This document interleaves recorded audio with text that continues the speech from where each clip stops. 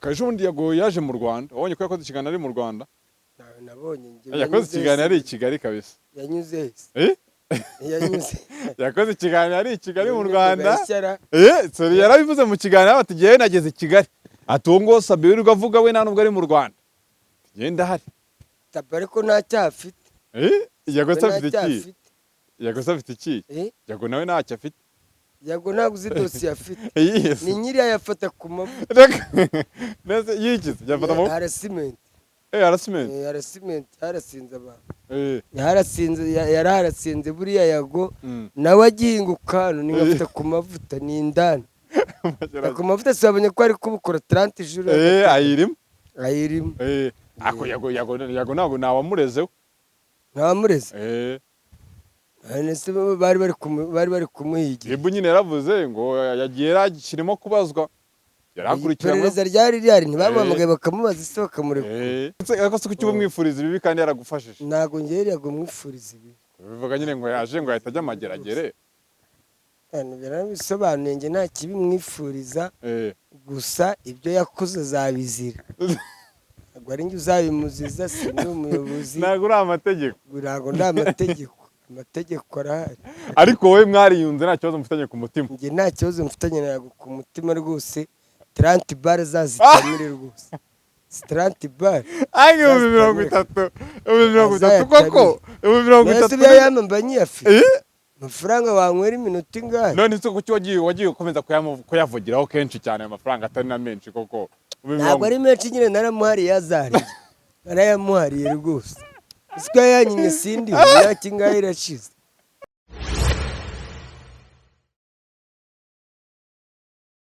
Yes, nizere ko meze fresh, nizere ko meze neza mama dukurikiye muri mu bice bitandukanye Wisdom TV Rwanda. Tubatubana namwe umunsi ku wundi aho tugaruka mu bice bitandukanye. Umunsi turi kumwe na Yakamwana official.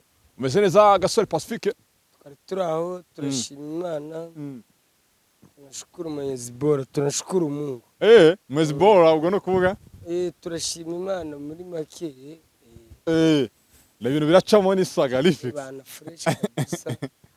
Gusa ngewe agahinda mfite yego ni Trump wasubiye ku buyobozi bwa Leta Zunze Ubumwe za Amerika ari cyose Trump si sawa cyane abantu batoye kirakiyebe ko none n'abari bimenya arabagaru babudeke kwa kameza tuje wake yak nose usigaye nko fanta usigaye ninywera gasite komba mazi iminsi ndi mu bintu by'ibizungu ibihangova biteye ariko inzoga uzana zireke ziri no mu bitumwe ufungo inzoga inzoga zo kuzireka ntabwo biri hafi ariko gusa nawe ndabyifuza none se ubundi iyo unywa fanta wumva hari ikintu itwaye ka fanta bari sawa none se kuki unywa inzoga ibyo kabya bibishye ibyo kabya birimo imisemburo ibyo kabya birasindisha ibintu by'ibiyoga wagiye ubireka kwera kureba ibintu dukora rero ntabwo wabana na nzovu ngo ubane na kanyombya ngo urike inzoga cyakora biragoye kanyombya nawe ageze iki cyumweru kimwe cya kabiri bikanga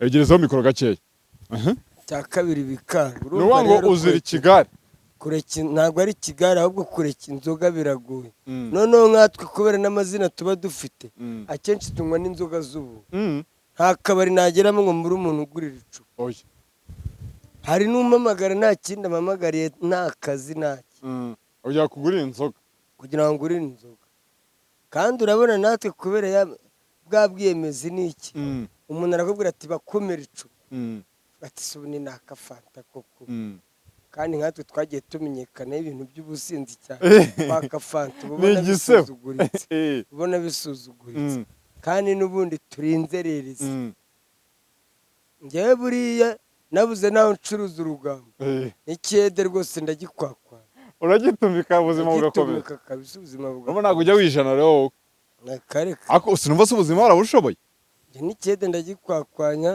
kugira ngo nubwo ngewe akazi kose no muri Amerika nubwo wamakara akazi ko guhehera abazungu guhebera abakecuru b'abazungu namuheha rwose reka kuba ndi buhe nta kazi utakora amaye akazi kose kantunze ngomba kugakora n'umutima mwiza kandi buriya n'abantu bava muri Amerika biriya bintu byo kujya gukipinga abazungu kari akazi ngo niko kahemba n'amafaranga menshi kuko bakubarira amanywa nijoro urumva kandi nyine nijoro uba waruhutse.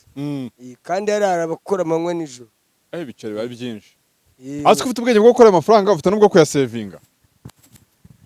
Gusevinga ngeze USA na sevinga, ariko hano se wasevinga uba ngo njya bari kwiruka ku baturage ngo batange ejo heza. Uriho nabi ngo utange ejo heza n'ubu byakunaniye. Urabara ibyejo utaraye ngo urabara ibyejo ngo ejo heza. None se ntago ejo heza ntago ujye wategereza. Ndakarekanye nta ejo. Nyozeka. Urumva wowe ikintu kiriho ni kimwe. Ntago ujye utekereza ko ngo nzagira umugore, nzagira abana, reka nsevinge negereze ibyejo.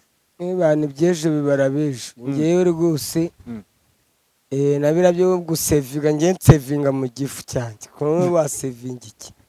Bitanu nibyo wajya gusevinga, wasevinga 5, 2, 10,000 gusa wasevinga. Bese ntago njye ubona abantu bikorera nk'imizigo ugasanga umuntu yujuje inzu abika 200, abika 500. Kubeshya.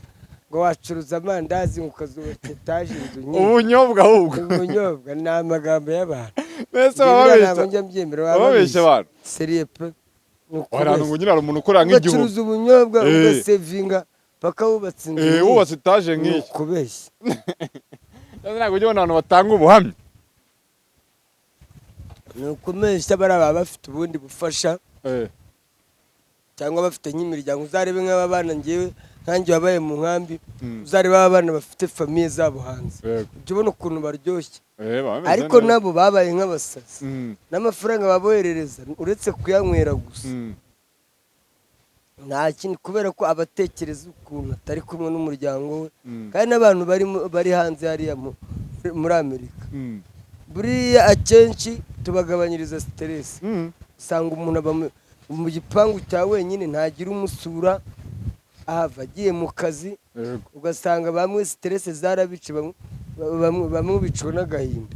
Ntabwo ujya wumva muri Amerika se abantu biyahura. Urumva kuzabona niyo bari kudukoresha interview. Uzi ko iryo jambo baribaza. Ujya utekereza wakwiyahura. Ese hari umutwe wa gisirikare wigeze ubamo? Iyo wibeshye ukavuga ngo wabayeho umusirikare, ubwo dosiye uba yubitse. Kubera iki? Ntabwo wemere kugenda. Uvuze ngo wabayeho umusirikare, ugeze mikoro hagati. Uvuze ngo hari igihe wigeze kumva wakwiyahura, ko baravuga ati n'umuntu nugerayo uziyahura. Kubera ubuzima buriyo bukaze. Ubuzima buriyo bukaze. Ako kantu barakabaza. Ndetse ukagitekereza kwiyahura. Njyewe sha wapi. Nge niyo mbivuze hano. Ni nka kwa kundi wenda mba naramutse nabi kugira ngo wenda ndyushye ikiganiro, ariko ikintu cyo kwiyahura sinshobora gupima. Uburyo kikiganiro ubwo naba ngeze ku munota wanyu ntabwo nshobora kwiyahura njye. Ese ko rege nabonaga wize ko ikiganiro kwa Irene ubivuga nkabona nyine uri seriye. Hariya narabivuze, ariko buriya hari ukuntu uvuga ijambo kubera ko wenda waritekereje, ariko njye kwiyahura kwanjye biri yewe. Hari n'umusirikare bamaze kundasika nukagura, naguye hasi, arambwira tugiye kwiruka tugusige, aduya turushije imbaraga abaye mwinshi. Byarangiye turagiye. Arambwira reka ngukubite ry'umutwe batazaho gufata bakakwica. Ndamubwira mbabarira hafi yawe, igendere, nibashaka bamfate, nibashaka bananwe. Yarakubwiye ati reka nkwice birangire. Reka nkwice batazaho gufata bakakwica nabi bakagukuramo n'amagambo. Ndamubwira como. Wahavuye uteze icyo gihe? Ubundi mu gisirikare iyo nk'ubu turi kumwe turi kuri furo, bakakurese nkabona nta kuntu ndi bugukura aho ngaho, akenshi ndaguhuriza kugira ngo nagusiga aho ngaho, n'ubundi bakagufata bakagutorotera bakakwica nabi. Uhita umurangiza. Mpita nguhuriza ndi kubona, ariko nta kundi byarangiye ntashobora kugukuraho. Ariko ubundi iyo muri atake bakakurasira umuntu, mukoresha ibishoboka byose mukamukuraho ngaho, kuko iyo umwanzi akurasiye umuntu akanamutwara abagusuzuguye, abakurangije cyane. Biriya rero ujya uvuga ngo nakwiyahura, bihari ukuryoshya ikiganiro. Bihari ukuryoshya ikiganiro. Ukunda ubuzima. Nene sidakunda ubuzima. Umuntu wiyahura, umuntu wiyahura ngiye mukurira ingofero. Uriya muntu ufite kiriya cyemezo cyica. Akavuga reka niyambure ubuzima. Ingofero. Hari n'aho yiyahura ngo abakobwa babanze. Kayibaze nk'umuntu wiyahura ngo umukobwa yamwanze. N'abakobwa buzuye isi. Hari igihe ukundana n'umwana ariko yaguciye ukumva ubuzima burarangiye. Ngewe ibyo bintu mbiheruka kera, ariko nabwo tanga ukumva ngo umuntu yareba, njya numva ngo ngo ibiryo byamunaniye bibaho ngo kubera ngo kumusheri watamuvugishije uwo munsi akirirwa ngo atariye neje ngo akabwirirwa bibaho cyane kurya bikakunanira kubera ko mwatandukanye ibyo ntabwo byambaho. nese ntabwo uzashaka umugore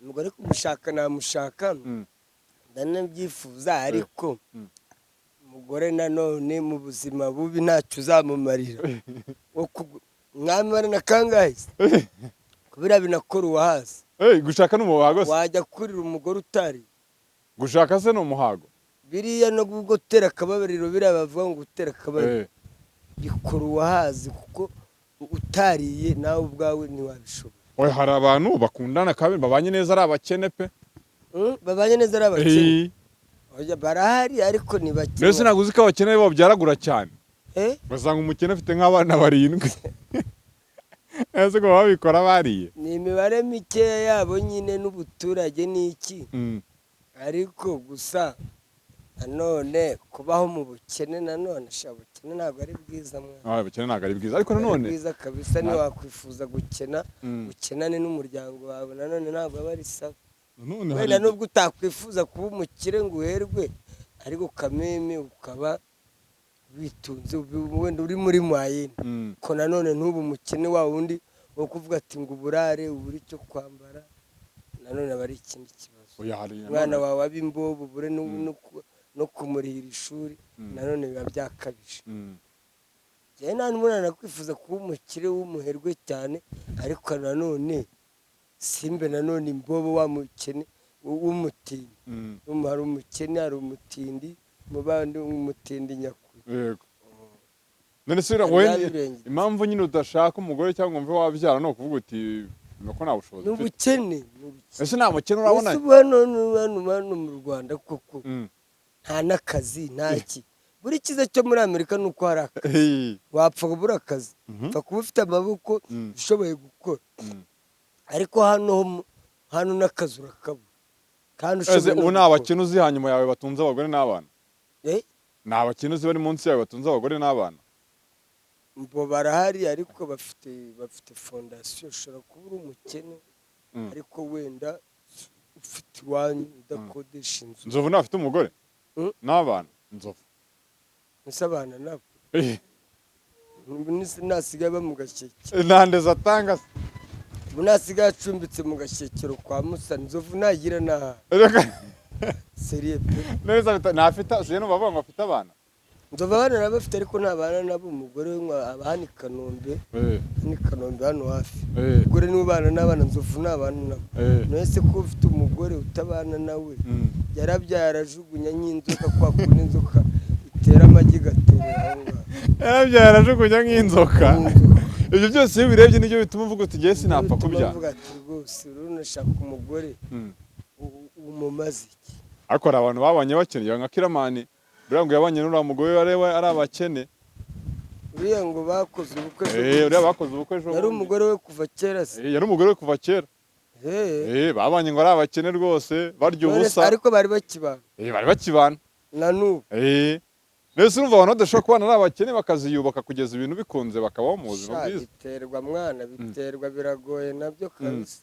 kandi noneho muri iki gihe gupfa kubona umuntu wakwihanganira inzara buriya nanjye ntinya inzara wa muntu ariko ikintu utinya ku isi wa mugani ni igiki ntinya inzara kabisa inzara njye nta nubwo njya ndya ibiryo byinshi ngo ndye irusahani mpakire igifu abantu uza nk'abo njya mbona hari uwo bazana ngo ni nyamabondo kuri Excelage arya ibiro 3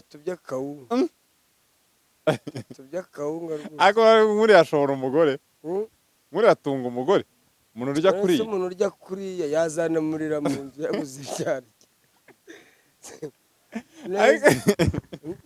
yazanamurira mu nzu ariko nk'ibintu uba ureba ku isi nawe ukumva nyine byarakurambiye ni ibikiyaka kujya uvuga uti nanjye hari ibintu ndeba hano ku isi yego sinakwiyahura ariko nkabona nyine ku isi biragoye kuhaba cyane byinshi mwana ariko uzi kubona mufite abana nka 3 bagiye kuburara kubona noneho kubaho imibereho y'umuhede ibaza uri umuhede ufite abana bageze muri 4 umugore nta kazi agira, nta kintu akora, uri umuhete rimwe na rimwe n'akazi ukakabura, noneho ugasanga uwo mupapa ni n'umusaza kenshi ufite nk'abana 5 4 ugikora akazi k'ikiyede nta kandi kazi ugira, ukodesha, biragoye. biba bigoye kabisa. Ejo bundi yaje mu Rwanda, wabonye ko yakoze ikiganiro ari mu Rwanda? Nabonye yakoze ikiganiro ari i Kigali kabisa. Yanyuze yakoze ikiganiro ari i Kigali mu Rwanda. Sorry, yarabivuze mu kiganiro ati ngewe nageze i Kigali, ati uwo ngo Sabe wirirwa avuga we nta nubwo ari mu Rwanda, ngenda hari Sabe ariko nta cyaha afite. Yago afite iki? Yago nawe ntacyo afite. Yago ntabwo uzi dosiye afite. Ni nyiri yafata ku mavuta. Nese yikize yafata mu harassment. Harassment harasinze abantu. Yarasinze buriya Yago nawe agihinguka hano ni ngafata ku mavuta ni indani. Ku mavuta sabonye ko ari kubukora 30 jours. Ayirimo. Ako Yago ntabwo nawamurezeho. Ntawamureze. Nese bari bari kumuhigira. Ibu nyine yaravuze ngo yagiye kirimo kubazwa. Yarakurikirana. Perereza ryari ntibamuhamagaye bakamubaza ise bakamurekura. Iyo yongera kandi no yaranongeye. Buriya yari asigaje gufatwa no kugira ngo asimbuke. Hari hasigaye kumukacira. None se akose kuki bumwifuriza ibi kandi yaragufashije? Ntago ngeri yagumwifuriza ibi. Bivuga nyine ngo yaje ngo ahita ajya amageragere. Bisobanuye nge nta kibi mwifuriza, gusa ibyo yakoze azabizira. Ntabwo ari njye uzabimuziza, si ni umuyobozi. Ntabwo uri amategeko. Ntabwo ndi amategeko. Amategeko arahari. Ariko wowe mwariyunze nta kibazo mufitanye ku mutima? Nge nta kibazo mfitanye nawe ku mutima rwose. 30 bar zazitamire rwose. 30 bar. Ange 30. 30 koko. 30. Nese yamamba nyafite. Amafaranga wanywera iminota ingahe? None se kuki wagiye ukomeza kuyavugiraho kenshi cyane amafaranga atari na menshi koko? Ntabwo ari menshi nyine naramuhariye yazariye. Narayamuhariye rwose. Isiko yanyinye sindi yaki ngahe irashize. Simari. None se yamuhariye bivuye ku mutima cyane ugushoberwa. Nubundi se ko ntayazama azajyana.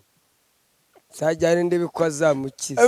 Abana 30 nibyo bizamukuraho ibyaha yakoze. Urubamucyurira. Oya 30 bizamukura. Ntabwo yamurekeye wishimye. Bizamukuraho dosiye se. Te dosiye. 30 ntabwo bizamanaguraho ibyaha.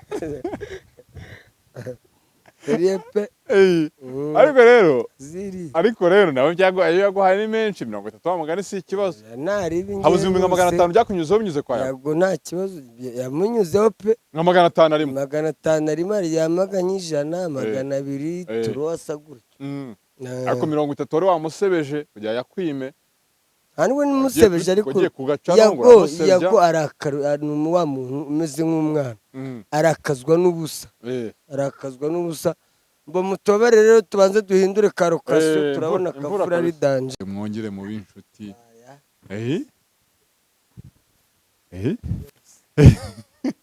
Ate kucyo bigeze aho ngaho gusaba imbabazi. Kuki wagiye umusebya kenshi? Wagiye umusebya kenshi. Nkuko nawe yavuze ngo ba Irene bazimusabe, basabe bazimusabe, ba Jade bazimusabe, ba Brian bazimusabe, nawe uzimusabe. Ubwo nyine wakangaye muri abo bantu bose afitanye na bibizo. Uri wa gatandatu. Ese buriya ramugabo koko. Ahubwo bari uzadusaba imbabazi. Bose bajya mu mukira. Ari nabandi. Ingande. Ba Jado. Steve. Zamura mikoro gake. Ariko giye Jado nyagiye muri Amerika ngira ngo. Canada. Ari Canada. Nawe yaramuhemukiye. Nawe bari bafitanye beef. Ngo yakoresheje. Zamura mikoro gake. Yakoresheje inyogo. Inyogo yese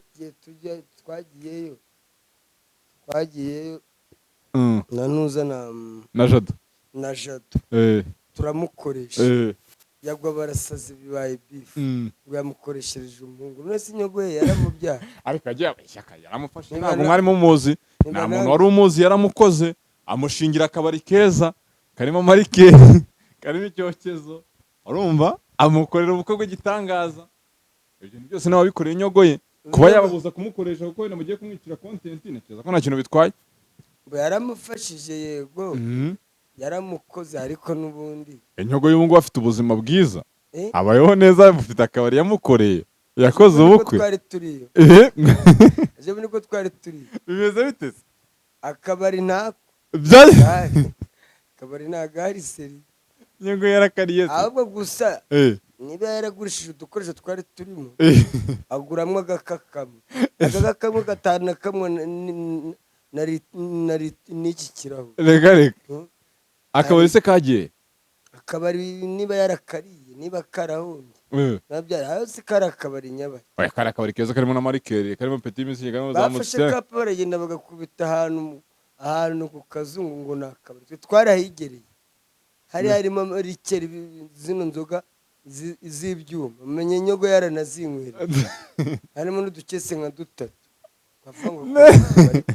kandi hari n'icyokezo harimo nta cyokezo ntacyo hari n'icyokezo yaka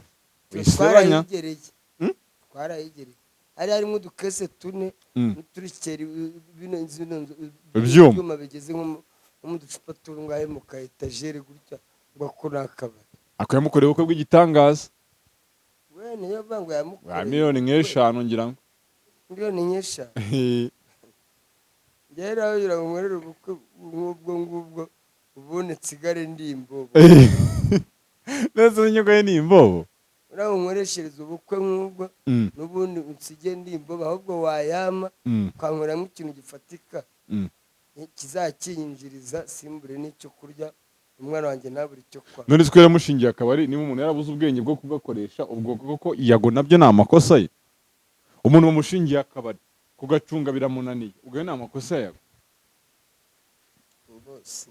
sinava ngo ni amakosa yago cyakora gusa yaramufashije yari yagerageje yaramufashije yafashije witwa Brian nta muntu wari umuzi urumva ntabwo yari azwi ni yago wamukoze ndetse niyo yamufashije Brian ntabwo yari azwi cyane nawe bazagufunga Brian ntabwo yari azwi cyane kuba ko umuntu atari azwi si byo n'icyabamfungira Brian nese ibyo ni yago wabivugaga ngo yaramufashije yajyaga nkwamo amafaranga yajyaga amuhamagara ashonje akamugaburira nose bita ku mavuta yo kuyavuga ngo yabaye manager ngo wa Brian fata ku mavuta bahuye vuba bahuye nyuma nese ntabwo uzi ko Brian yajyaga gukora ibiganiro kwa yago adakorera kwa Sabi ntabyo uzi ibyo bintu nuko agenda amwubaka byaje kuhagera nyine Sabi amwibye yiba Brian yakongera kugaruka kwa yago niyo beef bafite niyo beef bapanze na content icyo gihe Brian bari kwikora kwa yago ari yago wayimuhaye ngo yo kwambara ikanzu abayijyanye kwa Sabi Sabi ngo yatanga ibiceri byinshi cyane ariko Sabi we kubera icyo akoresha abagore gusa n'abagabo bajya bajyayo ariko cyane abagore kandi beza buriya bashaka igira none se byakoresha babi abeza nibo bareba abeza nibo bareba kandi wenda bijyana n'umurongo wenda wa content ye yaba yarubatse biterwa n'umurongo wa content ye yaba yarubatse akoresha abagore cyane beza cyane b'abayobozi bakomakomeye ariko se turamutse tuvuze ko wenda yago wenda ashobora kuba wenda ari amakosa yakoze ariko n'abantu benshi ibyinshi ni byiza yakoze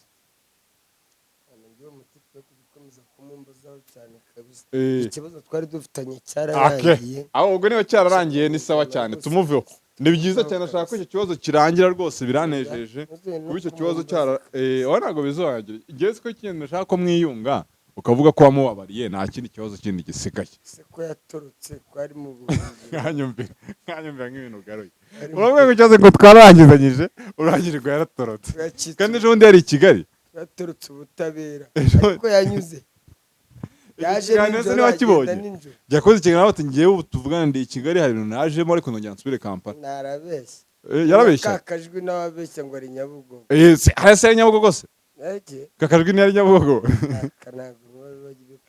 nese iriya video niyo yimufatiye kakajwi ni kwa kundi nyine baba bafata amavidewo nyine ahantu akagenda avuga n'ibyo bigambo bakabihuza ariko ntawe yigeze agera none se yagize i Kigali ryari njyewe nabonye mu kiganiro nyine avuga ko yahageze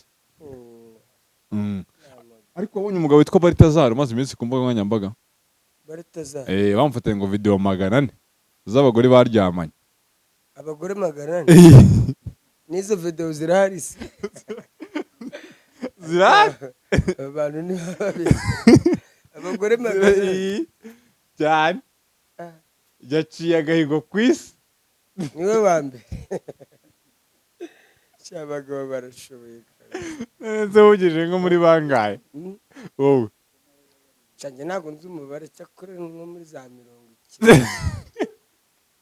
nka Nzovu we nashyizemo nabo nibagiwe nka Nzovu ari nko muri bangahe azaniyongera singihari kandi ndacyari muto aziyongera uburyo se wageze aho Baritazari oya wenda 400 sizabageza ariko wenda muri 200 Nzovu se ari nko muri bangahe ugereranyije uko umuzi Nzovu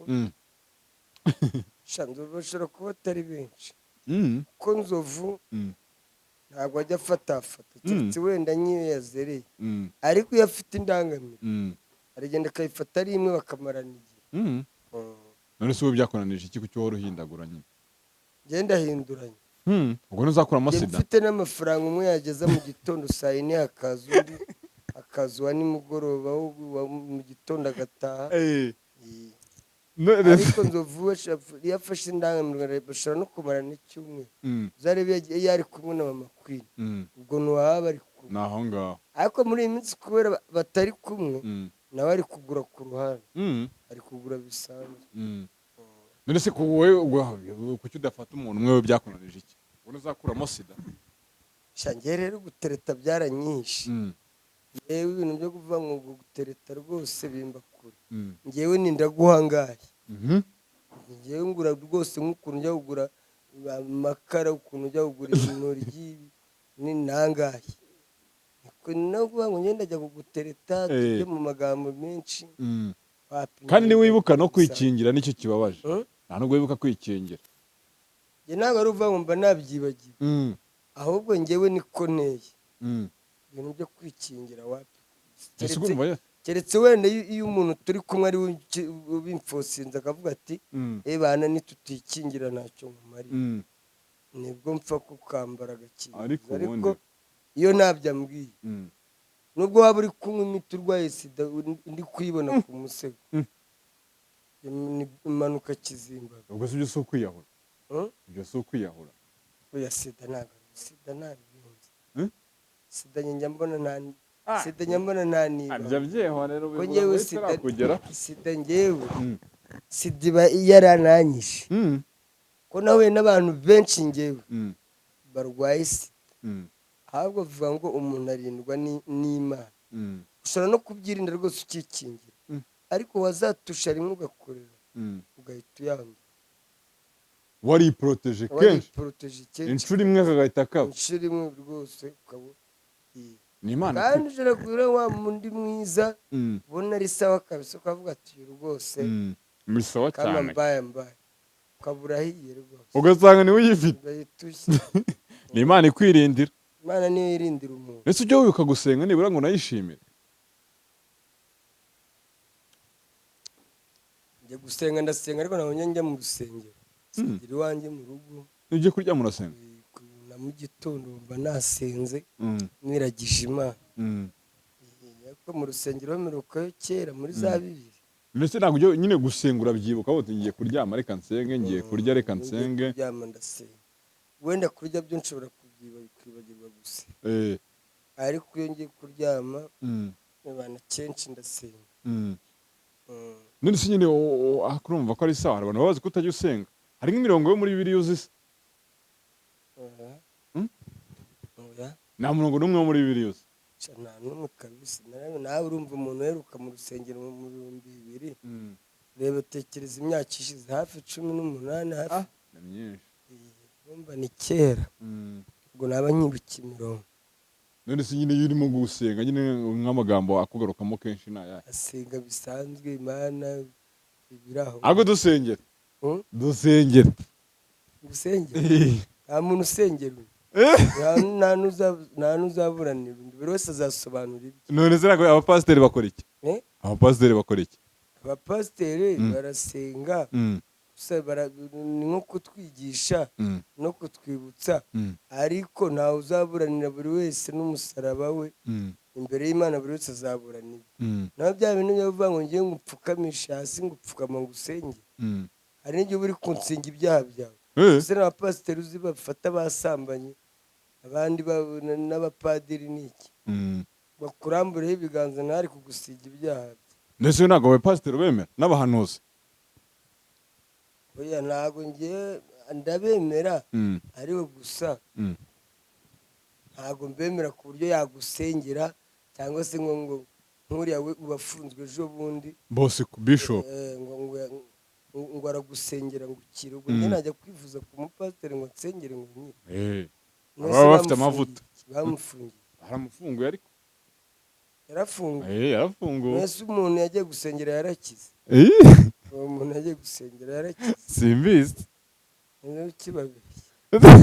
Sara ngo uyu munsi yaburanye tugere tunisoreze nabizi ntabwo ujya ushaka iminota myinshi cyane. Sara ngo uramuzi umupfumu?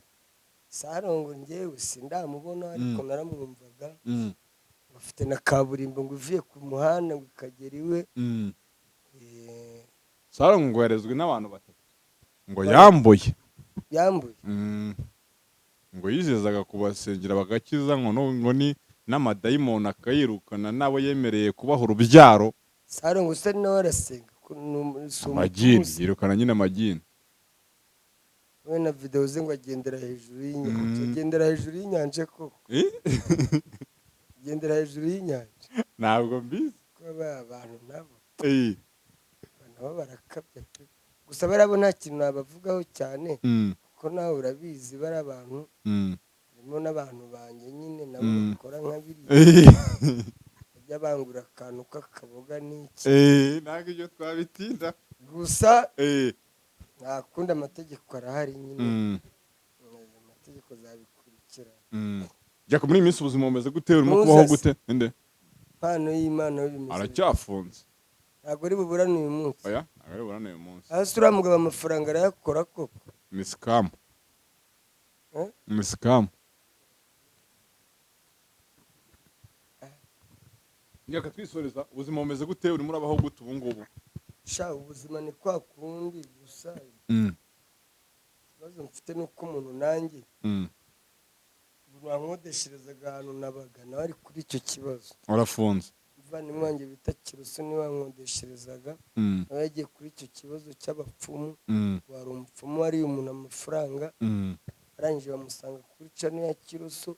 uwo muntu rero wariwe amafaranga we abuze uwo mupfumu ahita areka Kirusu kubera ko uwo muntu n'ubundi yamusanze kuri cano yandi Kirusu ubu nawe ari indani. icyo nicyo kibazo mfite cyane. ubu niba ngo kwishyura inzu birakomeye cyane akazi kabisa. undi araburana uyu munsi sinzi niba bari bumukatire cyangwa se niba ari butahe. Imana imworohereze kandi mworohereze niba mumanura ubwo urumva karaba kambaye.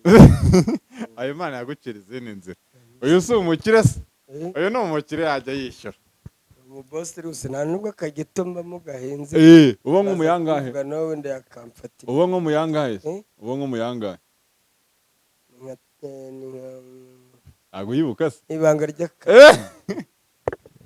ariko mugani resanse sana twisoreze mwakoze kudukurikira.